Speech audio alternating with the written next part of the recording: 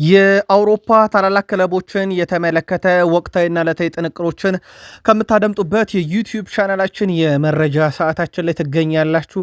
ለዚህም ሰዓት በርከት ያሉ ስፖርታዊ ጥንቅሮችን ለእናንተ ውድ አድማጮቻችን ይዘን መተናል። እስከ ፕሮግራማችን ፍጻሜ ቆዩ። ላይክ፣ ሰብስክራይብ፣ ሼር ማድረግ ዛሬም እንዳይረሳ ብለናል። ውድ ቤተሰቦቻችን በመረጃ ሰዓታችን ከእኛ ጋር ቆይታ ስታደርጉ በተለይም በዚህኛው የመረጃ ክፍለ ጊዜያችን የአውሮፓ ታላቅ ክለቦችን ስናነሳ የሪያል ማድሪድ ገቢ ቀንሷል፣ በላሊጋው ማለት ነው። ከዛ ውጭ ከጆዜ ሞሪኖ ሹመት ጋር በተያያዘ ያገኘናቸው በርከት ያሉ ተጨማሪ መረጃዎች አሉ። በተጨማሪነት በአውሮፓ ትልቅ ክለቦች በስፔን፣ በጣሊያን፣ በጀርመን፣ በፈረንሳይ ጨምሮ የሚጠበቁ ሁነቶችን በዚህኛው የመረጃ ሰዓታችን ለእናንተ ውድ አድማጮቻችን እንደ ሁልጊዜው አሰባስበን ይዘን መተናል። አብራችሁን ቆዩን። በተወዳጁ የእንግሊዝ ፕሪሚየር ሊግ የመረጃ ሰዓታችን አጫጭር ስፖርታዊ ጥንቅሮችን እንደ ሁልጊዜው አስቀድመን እናደርሳችኋለን። ከዛ በኋላ ያው ሰበሩ መረጃ ሲቲ አዲስ አሰልጣኝ ሾሟል። ስለ አዲሱ አሰልጣኝ ጥቂት ነገር እንላችኋለን። ጋርዲዮላ መልቀቅ ተከትሎ ምን ሊፈጠር ይችላል በሲቲ ቤት የሚሉ ተጨማሪ መረጃዎችን ይዘናል። በቼልሲ የመረጃ ሰዓታችን ምርጡ ተጫዋች እንደቀረ ይታወቃል። ቼልሲዎች ዛሬ አነጋጋሪ ነገር በተጫዋቹ ዙሪያ አውጥተዋል። ከዛ ውጭ ቼልሲን ወደኋላ መለስ ብለን በምክንያት እናነሳለን። የቀድሞ የሊቨርፑል ሰው ጄሚ ካራገር ቀድሜም ፈርቼ ቀድሜም ተናግሬ ነበር፣ ይህ ራስ ወዳድ ሰው እንደፈራው ታደረገ እያለ ነው።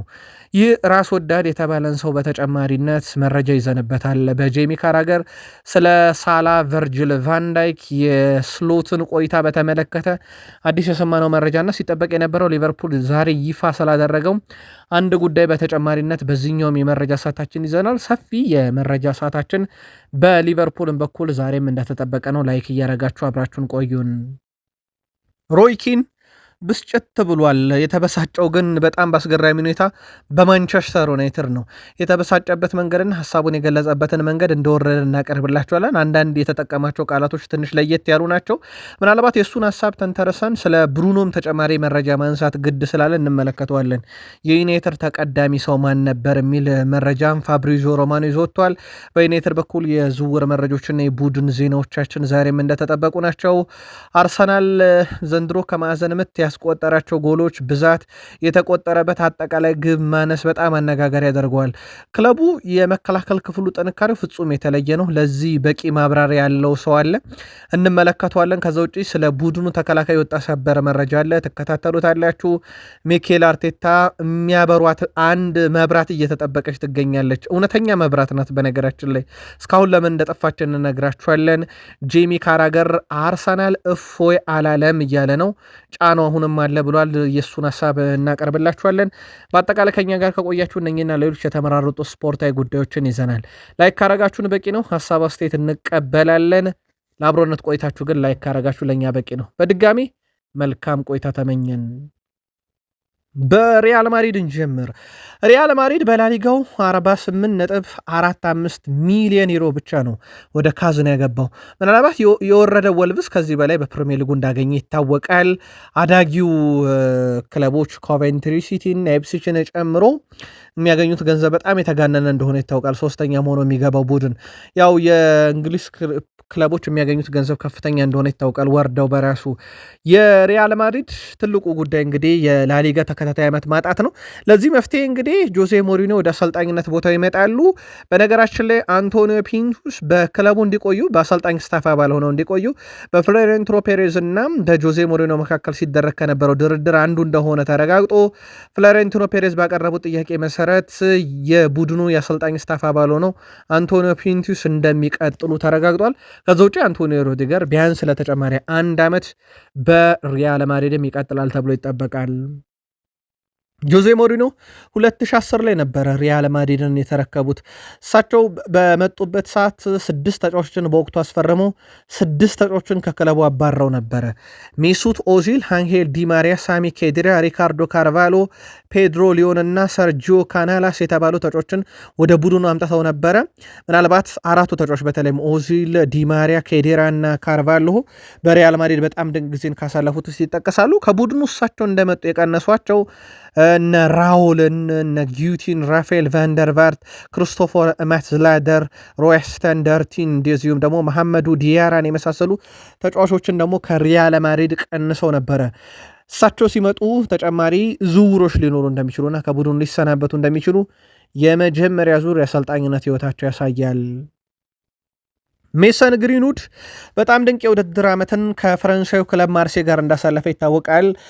ምናልባትም በክረምት ይሸጣል ተብሎ ከሚጠበቁ ተጫዋቾች ወይም ማርሴን ይለቃሉ ተብሎ ከሚጠበቁ ተጫዋቾች አንደኛው ነው። ዩናይትድ ያው ከተጫዋቹ ሽያጭ የተወሰነ የሚያገኘው ፐርሰንት ስላለ ዩናይትድም ሽያጩ እንደሚጠበቅ ይታወቃል። ሜሰን ግሪንውድ የማርሴ የዓመቱ ምርጥ ተጫዋች በመባል ተመርጧል። በጣም ድንቅ የውድድር ዓመት እንዳሳለፈ ይታወቃል። 16 የፍሬንች ሊግ ግቦችንም ከመረብ እንዳዋሃደ ይታወቃል። በርካታ ግብ ካላቸውም ተጫዋቾች ይጠቀሳል። የተጫዋቹ የማርሴ ቆይታ እንዳልኳችሁ እርግጥ አይደለም። በርካታ ክለቦች ይፈልጉታል። ስሙ እንደውም ከሀያላን ክለቦች ከስፔኖቹ በተለይም ከባርሴሎና ጋር ሲያያዝ ነበረ። በጣሊያን በርከት ያሉ ክለቦች የሱ ፈላጊ ናቸው፣ ኢንተር ሚላንን ጨምሮ። እስከዚህ ሰዓት ድረስ ግን ከተጫዋቹ በይፋ ከማርሴ ስለመልቀቁ የወጣ መረጃ የለም። እንዳልኳችሁ ዩናይትድ ደግሞ የሚያገኘው ፐርሰንት እንዳለ ይታወቃል ከሱ ሽያጭ ላይ። ሃሪኬን የመጀመሪያ ቡንደስሊጋ ተጫዋች ሆኗል። በ3 ተከታታይ የመጀመሪያ ሲዝኑ የወርቅ ጫማን የወሰደ 36 ግብ 23 24 እንደተቀላቀለ አምና 24 25 26 ግብ አስቆጠረ። ዘንድሮ 25 26 የውድድር ዓመት ላይ 36 ግብ መልሶ አስቆጠረና የመጣበት ምትና ዘንድሮ ተመሳሳይ 36 ግቦችን አስቆጥሯል። እንደ አጠቃላይ 98 የቡንደስሊጋ ግብና 21 አሲስት በአጠቃላይ በ94 የቡንደስሊጋ ጨዋታ ነው ይሄንን ያደረገው። ከተጫወተው ጨዋታ በላይ ግብ ከተጫወተው ጨዋታ በላይ የግብ አስተዋጽኦ ያለው ተጫዋች ሆኗል። ሃሪ ኬን በጣም ድንቅ የሚባል የውድድር ዓመትን እያሳለፈ ነው። በነገራችን ላይ በፋንታሲ ማናጀርም በአመቱ በርካታ ነጥቦች ከተሰጡት ተጫዋች አንደኛው በመሆን የ9 ቁጥር ቦታን ወስዷል። የቡድን አጋሮቹ ሉዊስ ዲያዝ እና ለዚሁ ሚኬል ኦሊሴም በርካታ ነጥብ የተሰጣቸው ሆኗል። የአንዲዮ ሜንዲን በትልቁ በአውሮፓ ዝውውር የምንጠብቀው ተጫዋች እዚህ ዝርዝር ውስጥ ተካቷል። ምናልባት ጀርመን ላይ ትንሽ ሰርፕራይዝ የሚያደርገው ነገር በጀርመን ቡንደስሊጋ ኤልቭስበርግ የተባለ ቡድን እንደሚሳተፍ ይታወቃል። ከቀጣይ ዓመት ጀምሮ ወደ ቡንደስሊጋ አድጓል።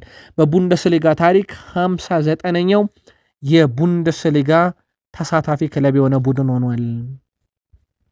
አልናስር የመጨረሻውን ጨዋታ እንግዲህ እንደሚያደርግ ይታወቃል። የፊታችን ሐሙስ ከዳማህ ጋር ጨዋታውን ያደርጋል። ያንን ጨዋታ ማሸነፍ 100% የዋንጫ ባለቤት ያደርገዋል። የሳውዲ ፕሮ ሊግን በዚህ ሳምንት ማሳካት የሚችልበት እድል ነበረ፣ ተፎካካሪውን አልናስር እንደ ለማድረግ የሚችልበት ግን ባለቀ ደቂቃ 98ኛ ደቂቃ አካባቢ በተቆጠረበት ግብ ነጥብ መጣሉን ተከትሎ የግድ የዳማህን ጨዋታ ወደ ማሸነፍ ግዴታ እንደገባ ይታወቃል። አልናስር ጨዋታውን ካሸነፈ ያው ሳውዲ ፕሮ ሊግ ባለክብር ይሆናል። በነገራችን ላይ የትኬት ሽያጩ ይፋ በተደረገ በሰዓታት ውስጥ ተሽጦ መጠናቀቁ እየተነገረ ይገኛል። የትኬት ወረፋው 2 ሚሊዮንም እንደደረሰን የተነገረው በጣም አነጋጋሪ ነበረ። ውድ ቤተሰቦቻችን አጫጭር ስፖርታዊ ጥንቅሮችን ከሀገር ቤት እስከ ባህር ማዶ ከምታደምጡበት ሌላኛው የዩቲዩብ ገጻችን ላይ ትገኛላችሁ። ቤተሰብ ካልሆናችሁ ሰብስክራይብ አድርጋችሁ የደውል ምልክቷን ተጫኑ። ለሀሳብ አስተያየታችሁ አመስጋኞች ነን። ግን ላይክ ማድረግ እንዳይረሳ ብለን ወደ ፕሪሚየር ሊግ መረጃችን ተሻገርን። በተወዳጁ የእንግሊዝ ፕሪሚየር ሊግ መረጃ ቶትንሃምን እናስቀድም። ቶትንሃም በፕሪሚየር ሊጉ ከዌስትሃም አንጻር የተሻለው ቡድን እንደሆነ ይታወቃል። በሂሳባዊ ስሌት ካልሆነ በስተቀር በእግር ኳስ እይታ ቶትንሃም ተርፏል ማለት ይቻላል። ቶትንሃም ሆትስፐርስ ቀጣይ ዓመት ታዲያም ፕሪሚየር ሊግ የሚተርፍ ከሆነ ያው ኦልሞስት ተርፏል፣ ግን ያው ጨዋታዎቹ ስላልተጠናቀቁ የሚተርፍ ከሆነ ብለን ነው ዜና የምንሰራው። ግን ኦልሞስት እንደተረፈ ቁጥሩት ለቶትንሃም ደጋፊዎች የሚያረጋቸው ዝውውሮች ይጠበቃሉ። አንደኛው የማርኮ ሴኔስ ይጠቀሳል፣ የበርንማውዝ ተጫዋች። ሌላኛው አሁን ደግሞ እንደ ሮናልድ አራሆ ያለ ተጫዋችም ከባርሴሎና የማስኮብለል ፍላጎት አላቸው ይላል መረጃው። ስካይ ስፖርት ነው። ማንቸስተር ሲቲ አሰልጣኝ ለመሾም ከስምነት ደርሷል። ቀጣዩ አሰልጣኝ ታውቋል። በእርግጥ ሲጠበቅ የነበረና የታወቀም ነበረ። ማንቸስተር ሲቲ ከአሰልጣኝ ፔፕ ጋርዲዮላ ጋር በአመቱ መጨረሻ እንደሚለያዩ ከተረጋገጠ በኋላ ቀጣዩም አሰልጣኝ ማንነታቸው ተረጋግጧል። ኤንዞ ማሬስካ ቀጣዩ የሲቲ አሰልጣኝ ይሆናሉ። ቼልሲን ከለቀቁ በኋላ በዛው በለንደን ቆይተው የልጆቻቸውን ትምህርት ጨርሰው ወደ ማንቸስተር በክረምት ይመጣሉ ማለት ነው። ሲጠበቅ የነበረም እውነት ነው። በነገራችን ላይ ምናልባት በቃል ስፖርት ዩቲዩብ ቻናል ተከታታይ ቤተሰቦቻችን በደንብ ታስታውስታላችሁ ብለን እናስባለን። ይህንን ዜና ስንሰራ ማሬስካ ከቼልሲ የወጡት እግር ኳሳዊ ጉዳይ እንዳልሆነ በወቅቱ እንደተሰናበቱ እግር ኳሳዊ ጉዳይ እንዳልሆነ ይልቁንስ ቼልሲ እያሉ ከሲቲ ጋር መደራደራቸው ለዚህ እንደ ምክንያት ነው ብለን ዘገባ ሰርተንላችሁ ነበር። ለማንኛውም ኤንዞ ማሬስካ ማንቸስተር ሲቲን በ3 ዓመት ኮንትራት ለመረከብ ከስምምነት ሲደርሱ 1 ዓመት የመራዘም አማራጭ ይኖረዋል ተብሏል። ጣሊያን አሰልጣኝ ኤንዞ ማሬስካ በቅርቡ ፊርማቸውን አኑሮ ፊርማው ይፋ ይደረጋል ተብሏል። ከአካዳሚ ጀምሮ አብረው የሰሩ የፔፕ ጋርዲዮላ ምክትል የነበሩ ሲቲን መውጫና መግቢያውን ጠንቅቀው የሚያውቁ ሰው እንደሆኑ ግን ይታወቃል።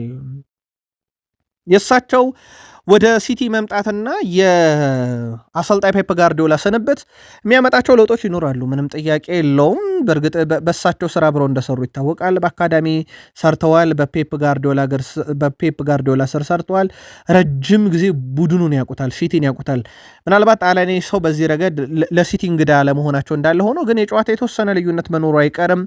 ተጫዋቾች አያያዝ ላይ የራሳቸው የሆነ ስብዕና ሊኖራቸው ይችላል። ይሄ ምንም ጥያቄ የለውም። አሁን ትልቁ ጥያቄ ውድ ቤተሰቦቻችን ኮከቦችን ማቆየት ይችላሉ የሚል ነው። በሪያል ማድሪድ የሚፈለገው የአማካይ ስፍራው ተጫዋች ሮድሪን በተመለከተ በርከት ያሉ የስፔን መገናኛ ብዙሃን የጋርዲዮላ መልቀቅ ተከትሎ እሱም ወደ ሪያል ማድሪድ የሚያደርገውን ጉዞ ሊያቀልለት ይችላል የሚሉ ዘገባዎችን እየሰሩ ነው።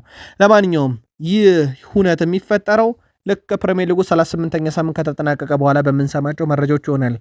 ሳላ፣ ኬቨን ደብሮይነ፣ ፔፕ ጋርዲዮላ በዚህ ዓመት እነ ካዜሜሮን ጨምሮ በርካታ ከዋክብቶች እና ፕሪሚየር ሊጉ ለድምቀት የሆኑ ሰዎች ቀስ በቀስ ፕሪሚየር ሊጉን እየለቀቁ ነው። የምዕራብ ለንደኑ ክለብ ቼልሲ የውድድር ዓመቱ ምርጥ ተጫዋቻቸውን ዛሬ ይፋ አድርገዋል። በዚህ መሰረት ብራዚል የፊት ወሰር ተሰላፊ ዦዋ ፔድሮ የቼልሲ የውድድር ዘመኑ ምርጥ ተጫዋች ተብሎ ተመርጧል። ዦዋ ፔድሮ ከተሰበሰበው ድምፅ 60% በመውሰድ ነው በቼልሲ በኩል የዓመቱ ምርጥ ተጫዋች ተብሎ የተመረጠው። ኤንዞ ፈርናንዴስ ሁለተኛ፣ ሞይሰስ ካይሴዶ ደግሞ ሶስተኛ ደረጃ በመያዝ አጠናቋል። በፔድሮ በኩል በምርጫው ደስተኛ መሆኑን ተናግሮ በወቅታዊ ጉዳይ ላይም ሀሳቡን አጋርተዋል። በብራዚል ብሔራዊ ቡድን አልተጠራም። የእሱ አለመጠራት በጣም አስገራሚ የሚያደርገው ከተጠሩትም ተጫዋቾች አንጻር ነው። በነገራችን ላይ እሱ ግን በተጠሩት ተጫዋቾች ደስተኛ ነኝ፣ 6ኛ የዓለም ዋንጫ ለብራዚል እንደሚያመጡ አምናለሁ ያለው ዦዋ ፔድሮ ቪኒሺየስ ጁኒየር፣ ራፊኒያ በሁሉም መድረክ ባስቆጠሩት ግብ ይበልጡታል። ምናልባት በፕሪሚየር ሊግ ብቻ ካየን ከፊት መስመር ላይ በጣም የተሻለ ጎል አለው ካለን ኢገር ቲያጎ ነው በፕሪሚየር ሊግ። ከዛ ውጭ ግን ከፔድሮ በላይ ከክለቦች ዓለም ዋንጫ አንስቶ እስካሁን ባለው ጉዞ በርካታ የግብ ተሳትፎ ያለው የፊት መስመር አልተመረጠም በብራዚል ብሔራዊ ቡድን። የእሷ ለመመረጥ በርካቶችን እንዳነጋገረ የሚዘነጋ አይደለም። አስቀድመን ግን ኔይማር የሚካተተው ዦዋ ፔድሮ ተቀንሶ መሆኑን በቃል ስፖርት ዩቲዩብ ቻናል አዘሰናችሁ ነበረ። 2012 ለመጀመሪያ ጊዜ አንድ የለንደን ቡድን የሻምፒዮንስ ሊግ ባለቤት ሆነ። ያም ክለብ ቼልሲ ነው። በእርግጥ ለመጀመሪያ ጊዜ 2012 ላይ የለንደን ክለብ ሆኖ በእንግሊዝ ፕሪሚየር ሊግ የሚሳተፍ ክለብ ቼልሲ ዋንጫ ካነሳ በኋላ ኤሮፕ ሊግም ሻምፒዮንስ ሊግም የክለቦች ዓለም ዋንጫ አዲሱ ፎርማትንም ጨምሮ ጠራርጎ በመውሰድ በዓለም የዋንጫ ዝርዝር ውስጥ በርካቶችን በመደርደሪያው ያለው ብቸኛው ክለብ እንደሆነ ይታወቃል። ኤሮፕ ሊግ፣ ኮንፈረንስ ሊግና ሻምፒዮንስ ሊግም ያለው ብቸኛው ክለብ ነው። በወቅቱ እንደ ዲዲየር ድሮግባና እንደ ፒተር ቼክ ያሉ ግብ ጠባቂ ማጥቂም ስማቸው የሚረሳ የሚዘነጋም አይደለም፣ ስራቸውም ጨምሮ። ቼልሲያን ቅጽበቱን ታስታውሱታላችሁ። ሙኒክ የቼልሲ እንዴት ድል እንዳደረገው የምታስታውሱ ጻፉልን። እንደፈራውት አደረገው ብሏል። በነገራችን ላይ ጄሚ ካራገር እንደፈራውት አደረገው ያለው ሳላህን ነው። አስቀድሜም ተናግሬ ነበረ። ሳላ የሆነ ድራማ በዓመቱ መጨረሻ ላይ ይፈጥራል ብዬ ፈርቼ ነበረ። እንደፈራውትም አድርጎታል። እንደተለመደው ልክ ሮናልዶ ማንቸስተር ዩናይትድን ሲለቅ እንዳደረገው እሱም በተወሰነ መንገድ አድርጎታል ብሏል። በተለይም ደግሞ በዓመቱ መጨረሻ ሊቨርፑል የሚያስፈልገው ነገር እንዳለ እያወቀ ይህ ራስ ወዳድ የሆነ ሰው ሳላ ድጋሚ ያንን መጥፎ ነገር አድርጎታል። ይህም በሚዲያ ላይ ወጥቶ ክለቡን ሞራል የሚነካ ነገር፣ ክለቡን ለሚዲያ የሚያጋልጥ ነገር አድርጓል። ቃለ መጠይቅ ሰጥቷል ለሚለው ጄሚ ካራገር በተለይም ሊቨርፑል በጣም ወሳኙ ሳምንት ላይ ይገኛል። እስካሁን ለአውሮፓ ሻምፒዮንስ ሊግ መሳተፉን አላረጋገጠም። ሊቨርፑል ላይ ነው እንጂ ትኩረት የምናደርገው እኛ ሳላ ላይ አይደለም። ሊቨርፑል እኮ ቡድን ነው፣ ማንም ይሄዳል፣ ማንም ይመጣል። እንዳለመታደሉ ነው ሳላ ያንን ስህተቱን ደግሞታል ብለዋል። በአፍሪካ ዋንጫ ሰሞን አካባቢ የተፈጠረ ውዝግብ ነበረ። ያንን ውዝግብ ነው ደግሞታል የሚለው ሳላ ጋዜጣዊ መግለጫ መስጠቱን እንዳልወደደው ተናግሯል። የዩናይትዱ ሌጀንድ ዋይኔ ማርክ ሩኒ ሳላ በስሎት የጨዋታ ስልት ላይ የሰነዘረውን ወቀሳ ተከትሎ በሳላ ላይ ከባድ ትችት ከሰነዘሩት ውስጥ ይጠቀሳል። ሳላ ሊቨርፑል ወደ ጠንካራ አስተሳሰቡ አጨዋወት መመለስ አለበት ማለቱ ስሎት ላይ የሰነዘረው ሐሳብ እንደሆነ ግልጽ ነው ያለው ዋይኔ ማርክ ሩኒ ሳላ አሁን ባለው ዕድሜ ያንን ጉልበት የሚጠይቅ ኳስ መጫወት እንደሚችል ተናግሯል። ነገር ግን እኔ በሳላ እርግጠኛ አይደለሁም ብሏል። ሳላ በዚህ ውድድር ዘመን ያሳየው ደካማ አቋም ለመሸነፍና ራሱን ነፃ ለማውጣት ሲል ብቻ ክለቡን ተቸ እንጂ ራሱም ደካማ ነበረ ይላል ዋይኔ ማርክ ሩኒ። ስሎት የበላይነቱን ሊያሳይ እንደሚገባ የጠቀሰው ሩኒ በእሁዱ የመጨረሻ አንፊልድ ጨዋታ ላይ ሳላ በክብር የመሰናበች እድል እንዳያገኝ ከስብስብ ውጭ ሁሉ ሊደረግ ይገባልና ሳላ በመጨረሻው የብሬንትፎርድ ጨዋታ የሊቨርፑል ስብስብ ውጭ ሊያደርገው ይገባል፣ ይህን ማድረግ አለበት እያለ ይገኛል ስሎትን። ቨርጅል ቫንዳይክ ሳላ በቋሚነት እያስመዘገባቸው ቁጥሮች ፍጹም አስገራሚ ይመስሉኛል። በእያንዳንዱ ጨዋታ ላይ ለመገኘት የሚያደርገው ከፍተኛ ጥረት ሁላችንም በግልጽ እናያለን። ነገር ግን ያንን ጥረት የሚያደርገው እሱ ራሱ ለራሱ ያስቀመጠውን እንዲሁም ለመላው ዓለም ከሱ ለሚጠብቀውን ከፍተኛ ደረጃ ሁልጊዜም ጠብቆ ለመቀጠል ጭምር ነው። ይህንን ማየት ትልቅ ደስታ ነው ለእኛ። እንዲህ አይነቱ ወሳኝ ሚና ሲጫወት መመልከት በጣም ያስደስታል ብሏል ቨርጅል ቫንዳይክ። ሳላ በክለቡ ውስጥ ስላለው ታላቅ ባህልና ለወጣቶችም አርአያ መሆን እንደሚችል ተናግሮ ስንብቱ ሊቨርፑልን እንደሚጎዳ ተናግሯል። የቡድን የረጅም ጊዜ አጋሩ እንደነበር አይዘነጋም። ቨርጅል ቫንዳይክ ስለ ቡድን አጣማሪው ሮበርትሰንም ይናገራል። አንዲ ሮበርትሰን በነገራችን ላይ በዓለም ዋንጫም ይካፈላል፣ አገሩን ይወክላል። በእኔ በግራ በኩል ከሱ ጋር መጫወት ፍጹም ደስታን የሚሰጥ ጉዳይ ነው የሚለው ቨርጅል ቫንዳይክ ባለፉት 10 ዓመታት ውስጥ በፕሪሚየር ሊግ ካሉ ምርጥ የግራ መስመር ተከላካዮችም አንዱ አንዲ ሮበርትሰን ነው ብሏል። በእርግጠኝነት ከሊቨርፑል የምንጊዜ ምርጥ የግራ መስመር ተከላካዮች ውስጥ አንዱ መሆን የሚያስችል ብቃትን አሳይቷል ሲል ተደምጧል። በተጫዋቹ በኩል እንግዲህ በእግር ኳስ ውስጥ ወደ ላቀ ደረጃ ለመድረስ ስለሚመኙ ወጣት ተጫዋቾች እሱን እንደ ግራ መስመር ተከላካይ እንዴት መጫወት እንዳለባቸው የሚያሳይ ፍጹም ምሳሌም የሚሆን ነው ያለው ቨርጅል ቫንዳይክ የሚቀጥለው ትውልድ አርአያ የሚሆን አይነት ፐርፎርማንስ በሊቨርፑል አሳይቶ ነው የሚሰናበተው ብሏል። በዚህ ውድድር ዓመት መጨረሻ አንዲ ሮበርትሰን ክለቡን እንደሚለቅ ይታወቃል። ፋብሪዞ ሮማኖ ደግሞ ከአርኔ ስሎት ጋር በተያያዘ በክለቡ ሊቀጥሉ እንደሚችሉ ይጠበቃል። ምክንያቱም የዣቪ አሎንሶ ወደ ሪያል ማድሪድ መሄድ በራሱ አንዳች የሚሰጠው ፍንጭ እንዳለ ይታወቃል። በአጠቃላይ በሊቨርፑል ቤት ውስጥ አንድን ነገር እንዳትረሱ የውድድር ዘመኑ ማብቂያ ላይ ግምገማ አለ የሚለው ፋብሪዞ ሮማኖ ምክንያቱም በእርግጠኝነት ከዚህ በፊት ሲደረግ ስለነበረ ዘንድሮም ይኖራል። እናም ግምገማው በአጠቃላይ አርኔ ስሎትንም ያካትታል። በአሁኑ ሰዓት ሊቨርፑል ከሌሎች አሰልጣኞች ጋር ግንኙነት ባያደርግም ከአርኔ ስሎት ጋር ግን መቀጠል እንደሚፈልጉ ግልጽ ነው። ይህን የውድድር ዘመን ማብቂያ ላይ የሚደረገው ግምገማ ስለ ቀጣዩ ዓመት እና ስለ እሳቸው እጣ ፈንታም የሚወስን ነው። ምናልባትም ምን ያህል እድል ይሰጣቸዋል በሊቨርፑል የሚለውንም መወሰኛ ይሆናል ብሏል። ቡድኑ የተወሰኑ ጉዳቶች ዘንድሮ አጋጥሞታል። በዛው ልክ ያስፈረማቸውን ተጫዋቾች ጉዳት እንደገጠሙ ይታወቃል። ለአብነት ያክል የአሊሰን ቤከር የቅርብ ጊዜ ጉዳትን ማስታወስ እንችላለን። በእርግጥ በብራዚል ብሔራዊ ቡድን ውስጥ ተካቷል።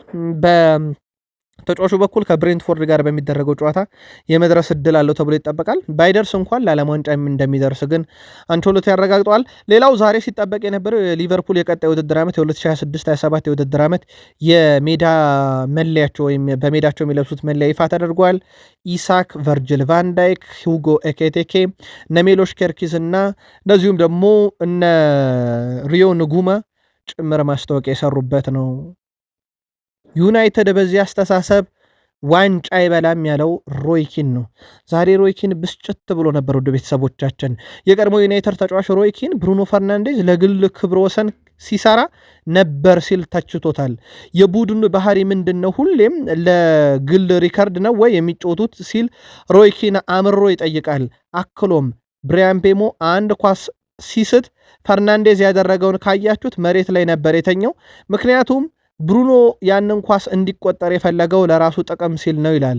ፈርናንዴዝ ራሱ በአንድ አጋጣሚ ከሚያቀብል ቢመታው ጥሩ እንደነበረ ተናግሮ ምክንያቱም ጥቅሙን አስቀድሞ ኳሱን ከመምታት ይልቅ ለቡድን አጋሮቹ አቀበለ እንጂ ራሱ ማስቆጠር የሚችልበትም ቅጽበት ነበር። ያን ያደረገውም ለግል ጥቅሙ ነው ይላል ሮይኪን። 2 ጎል ተቆጥሮባቸው ለአሲስት ሪከርድ ይጨፍራሉ። በዚህ አስተሳሰብ ማንቸስተር ዩናይትድ መቼም ዋንጫ አይበላም ይላል። ብሩኖ ላይ ብቻ አይደለም ትችቱን የሰነዘረው። ሉክ ሾ ከ97 ዓመት በኋላ ጎል አስቆጥሮ ሁሉም እጃቸውን እያሳዩ ወደሱ ይሮጣሉ ሲል ሮይኪን በምሬት ነው የተናገረው። ዩናይትድ ግለሰባዊ ነገሮች ላይ ትኩረት ማድረግ የለበትም እያለ ነው። ይሄ የሮይ ኪን የግል ምልከታን ግን እንዴት አያችሁት እናንተም? በሀሳብ መስጫ ሳጥናችን ላይ መልከታችሁን አጋሩን። ሮይ ኪን 20 አሲስት ያለ ዋንጫም አይታየኝም ብሏል። ጋሪ ኔቭል እረዳለሁ ግን ብቻውን ማድረግ ይችላል ወይ በሚለው ጉዳይ ላይ እኔ አልስማማም ሲል ጋሪ ኔቭል በዚህ ሀሳብ ሮይ ኪን አንድ ክለብ ካፒቴን ስትሆንና ክለቡን ወደፊት ማራመድ ይጠበቅባል። በቡድን ውስጥ ባለው ሚና ብቻ መወሰን የለብም። አሲስት ብቻ እውነቱን ለመናገር ቅዳሜና እሁድ በዩናይትድ የሰማሁት ነገር በጣም ነበር ያስቆጣኝ። ስለዚህ ዩናይትድ ያለ ዋንጫ ቡድኑ ጥሩ ነው ብዬ መቼም አልቀበልም። የብሩኖም አሲስት ያለ ዋንጫ ለእኔ በቂ አይደሉም ሲል ሮይ ኪን ይሄን ሀሳብ ሲያጋራ፣ ጋሪ ኔቭል ግን ብቻውን ብሩኖ የሚያመጣው ነገር የለም ሲል ተከላክሏል። ከዚህ ጋር በተያዘ ምናልባት ብሩኖ ምን ብሎ ነበር የሚለው እንመልከት። ብሩኖ ፈርናንዴስ ብሪያን ቤሞ ጎሉ ከተቆጠረ በኋላ እንዲደሰት ፈልጌ ነበረ። እኔ በእኔ ዙሪያ ተሰብስበው ደስታ እንዲገልጹ አልፈለኩም። ምክንያቱም አንድ ቡድን ጠቃሚ ነገር ግብ መቆጠሩ ነው። ለዚህ ደግሞ ብሪያን ቤሞ ግቡን ስላስቆጠረ ክሬዲት ሊሰጠው ይገባል። በርካቶች ወደ እኔ እየመጡ ነበረ።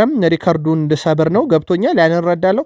ግን ቡድኑ ይገጥማል። ዋና ፍላጎቴም ከማንቸስተር ዩናይትድ ጋር ዋንጫ ማንሳት ነው ብሎ ነበር። ይህ ከጨዋታው በኋላ ብሩኖ ፈርናንዴዝ የሰጠው ቃለ መጠይቅ ነበረ። ምናልባት የብሩኖን ዋንጫ በተመለከተ በዚሁ ሀሳቡ ስለተነሳ ነው። ብሩኖ ፈርናንዴዝ 28 የግብ አስተዋጽኦችን ለማንቸስተር ዩናይትድ በዚህ ውድድር ዓመት አበርክቷል። በእነኚህ 33 ነጥቦች ተገኝተዋል። ምናልባት የዩናይትድ ደጋፊዎች ከሮይ ኪን ሀሳብ አንጻር በብሩኖ የተገኙ እነኚህ 33 ነጥቦችን የእናንተ መልከታ እንዴት ያየዋል የሚለውን ጻፉልን። ከዛ ውጭ በማንቸስተር ዩናይትድ ሁሉ ነገር ጸጥ ብሏል ብለናችሁ ነበረ በማለዳው ጥንቅራችን፣ በተለይም የካሪክን ሹመት። በዚህኛውም የመረጃ ሰዓታችን ስንመጣ የካሪክ ሹመት የተባለ ነገር የለም። ምናልባት በቀጣይ መረጃ አዲስ ነገር ካለ እናካፍላለን። ይሄን መረጃ ለእናንተ ስናደርሰ ግን የለም። በነገራችን ላይ ፋብሪዚዮ ሮማኖ አሁን ይዞት በወጣው መረጃ መሰረት ሉዊስ ኤንሪኬ በማንቸስተር ዩናይትድ በሚገኙ ሰዎች ቅድሚያ ይሰጠው ነበረ። ዩናይትድ ጥር ላይ አሰልጣኙን በክረምት የግሉ ለማድረግ ይችል እንደሆነ ለማጣራት ቢሞክርም የማይቻል ስለሆነ ብዙ አልሰሩበትም እንጂ የዩናይትድ ቅድሚያ ምርጫ ሉዊስ ኤንሪኬ ነበር ተብሏል። በእርግጥ በርካቶችም ሲጠብቁት የነበረው የሉዊስ ኤንሪኬን መሾም ነበረ። ግን ያው ሉዊስ ኤንሪኬ በፓሪሰን ጀርሜን እንደማይለቁ እርግጥ ነበረና ዩናይትድ ከዛ ውጪ ከሌሎች አማራጮች ይልቅ ካሪከን ማቆየት ነው የመረጠው። አልታይ ባይንደር ክለቡን ይለቃል፣ ምንም ጥያቄ የለውም። በቀጣይ ክረምት ወደ ቱርክ ያመራል ተብሎ ይታሰባል። ሌላ አዲስ ግብ ጠባቂ ከማምጣት ይልቅ ቶሚተንን ያስቀጥላሉ ተብሎ ይታሰባል። በርካታ አማራጮች አሏቸው። በእርግጥ ዩናይትዶች ከአካዳሚ የሚያመጧቸው በውሰትም የሰጧቸው ግብ ጠባቂዎች በሴላመንስ ቋሚ ሆኖ ይቀጥላል ማለት ነው ቡድኑ። ቤልጂየሜ ወደ ማንቸስተር ዩናይትድ ከመጣ በኋላ በዚህ ዓመት ወደ 163 ኳሶችን አድኗል ዘንድሮ ብቻ። በነገራችን ላይ ይሄ በፕሪሚየር ሊግ በዚህ ዓመት ሪከርድ ነው፣ በርካታ ኳሶችን በማዳን አጠቃላይ የፕሪሚየር ሊጉን ሪከርድ ለመጋራት 3 ኳሶችን ማዳን ይጠበቅበታል። በብራይተን ጨዋታ 4 ኳሶችን ካዳነ ደግሞ በፕሪሚየር ሊግ ታሪክ በአንድ ሲዝን በርካታ ኳሶችን ያዳነ ተጫዋች ይሆናል። አሁን ባለው ሪከርድ ግን በእንግሊዝ ፕሪሚየር ሊግ ታሪክ ሁለተኛው ተጫዋች ሆኗል። 163 ኳሶችን በማዳን ማለት ነው። የተጫዋቹ ሚና ቀላል የሚባል አይደለም። በዩናይትድ ቤት አርሰናል በዘንድሮ የውድድር ዓመት 18 ሲደመር ግቦችን ከማዕዘን ምት አስቆጥሯል። ከማዕዘን ምት በፕሪሚየር ሊግ ሪከርድ ነው። በነገራችን ላይ ይሄ በጣም አስደናቂ ሪከርድ ነው። በዛው ልክ ደግሞ የተቆጠረበት 26 ግብ ብቻ ነው። ውድ ቤተሰቦቻችን በፕሪሚየር ሊጉ አርሰናል በብዙ መንገድ የተጠናከረበት ዓመት ነው ማለት ይቻላል።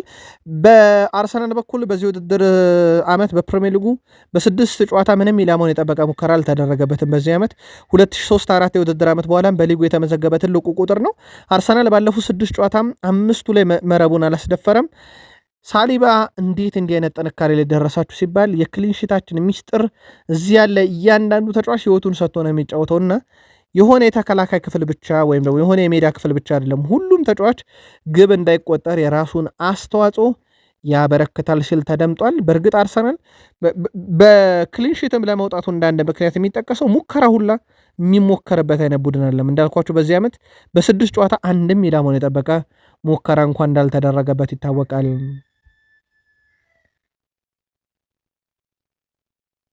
ከአርሰናል የተከላካይ ክፍል ጋር በተያያዘ የአርሰናሉ ተጫዋች ዊሊያን ቲምበር ጉዳት ሁኔታ እንዳሰጋቸው የኔዘርላንድ ብሔራዊ ቡድን አሰልጣኝ ሮናልድ ኪውመን ተናግሯል። ቲምበር በቀጣዩ ዓለም ዋንጫ የመሳተፍ እድሉ አስተማማኝ እንዳልሆነ አሰልጣኙ በሰጡት ጋዜጣዊ መግለጫ ላይ ዛሬ ተናግረዋል። ከመጋቢት ወር ጀምሮ በጉዳት ከሜዳ የራቀው ቲምበር ወደ ሜዳ ለመመለስ በጥረት ላይ እንደሚገኝ ይታወቃል። ቲምበር በአሁኑ ሰዓት ለሻምፒዮንስ ሊግ ፍጻሜና ለዓለም ዋንጫ ዝግጁ ለመሆን እየሰራ እንደሆነ ሮናልድ ኪውመን ተናግረዋል። ነገር ግን አሁን ላይ ነገሮች ጥሩ አይመስሉም ሲሉ ስጋት እንዳላቸው ገልጿል። አሰልጣኝ ሚኬል አርቴታ ከቀናት በፊት ቲምበር የውድድር ዓመቱ ሳያበቃ ለአርሰናል ይጫወታል ብለው ነበር። እንደውም በዚህ ሳምንት የበርንሌ ጨዋታ ይጠበቅ ነበረ ልምምድ ስለሰራ። ከዛ ውጪ በቀጣይ ፓላስም ጨዋታ ላይ ይጠበቃል። ካልሆነ ግን የተባለው የፍጻሜ ጨዋታ ላይ ነበረ በአውሮፓ ሻምፒዮንስ ሊግ ሜይ 30 የሚደረገው። የአንድ ተጫዋች ከጉዳት ነፃ ነው ማለት ግን ፊት ያደርጋል ማለት ላይሆን ይችላል እና ምናልባት የሮናልዶ ኪውመን ስጋትም አንዱ ያ ይመስላልና እሳቸው ስጋት እንዳላቸው ተናግረዋል። ለዓለም ዋንጫ መጠራቱን የአርሰናልን የሻምፒዮንስ ሊግ ፍጻሜ ጨዋታ የመገኘቱ ሁኔታ ግን ታይቶ ሊወሰን ይችላል። ለማንኛውም ከስር ጉዳዩን እየተከታተልን ለአርሰናልን የምናደርሳችሁ ይሆናል። አርሰናል ቤት አንድ መብራቱ ጠፍቶ ያለ ነገር አለ። በእርግጥ እስካሁንም አልበራም ተብሏል። ይህ በአርሰናል የመልበሻ ክፍል ውስጥ ያለው በግድግዳ ላይ የተሳለው ዋንጫ ነው። የፕሪሚየር ሊግ ዋንጫ ሃምፖል አለው ግን አልበራም እስካሁን። ወደ ቤተሰቦቻችን ሃምፖሉ የሚበራው ዋንጫ ስትበሉ ነው ተብሏል አርሰናል ተጫዋቾች። ስለዚህ ያ የዋንጫ ምስል መብራቱ እንዲበራ አርሰናል ወይ አንድ ምሽት ወይ አንድ ሳምንት ይቀረዋል ብለናቸዋል። ጄሚ ካራገር ስለዚህ ጉዳይ ይናገራል። ማንቸስተር ሲቲ ነጥብ እስካልጣለ ድረስ አርሰናል አሁንም ጫና ውስጥ ነው። ስለዚህ ሲቲ ነጥብ እስካልጣለ ድረስ 38ኛ ሳምንት እስኪደርስ አርሰናል ጫና ውስጥ ነው ሲል ተደምጧል። ከአርሰናል ጋር በተያያዘ ከሃቨርስ ግብ እንዳስቆጠረ ይታወቃል። የማሸነፊያውን ግብ በዚህ ሳምንት በርንሌ ላይ ከኒኮላስ ቤንተደለር እኩል ግቦችን አሁን አስቆጥሯል። 24 የፕሪሚየር ሊግ ግብ ነበረው እንዳጠቃላይ ከሃቨርዝም እዛ ላይ ደርሷል። አርሰናል 24 የፕሪሚየር ሊግ ግቦች ላይ ደርሷል። ይህም ኒኮላስ ቤንተደለር ካስቆጠራቸው ግቦች እኩል ሆኗል። ሌላው በቡድን ዜና ልናነሳ ወደድ ነው አርቴታ ከአርሰናል ጋር አዲስ ውል እንደሚፈርም ይፋ ሲደረግ በውሉ ዙሪያ ውይይቶች እንደቀጠሉ ናቸው። ከዛ ውጭ ጆሹዋ ክሮንኬ የክለቡ ባለቤት 2020 ላይ አርሰናልን እንዲረከብ ካደረጉ በኋላ ሚኬል አርቴታ አምናለሁ በአንተ ላይ እምነት አለኝ ብሎት ነበረ። አሁን ከ6 ዓመት በኋላ በአርሰናል ቤት ያ እምነት እውነት ሊሆን አንድ ሳምንት ወይ ዛሬ ምሽት ሁሉ ነገር ሊጠናቀቅ ይችላል። በነገራችን ላይ አንድ ለየት ያለ መረጃ ልጨምርላችሁ። የበርንሞዞ አለቃ አንዲ ኢራውላና የአርሰናሉ አለቃ ሚኬል አርቴታ የልጅነት የጥብቅ ጓደኛ ናቸው። ለልጅነት ጓዴው ምን ይውልለታል የሚለው ይጠበቃል። እዚህ ጋር እናብቃና ጥቂት ቆይታ እንገናኛለን። መልካም ቀን ይሆንላችሁ።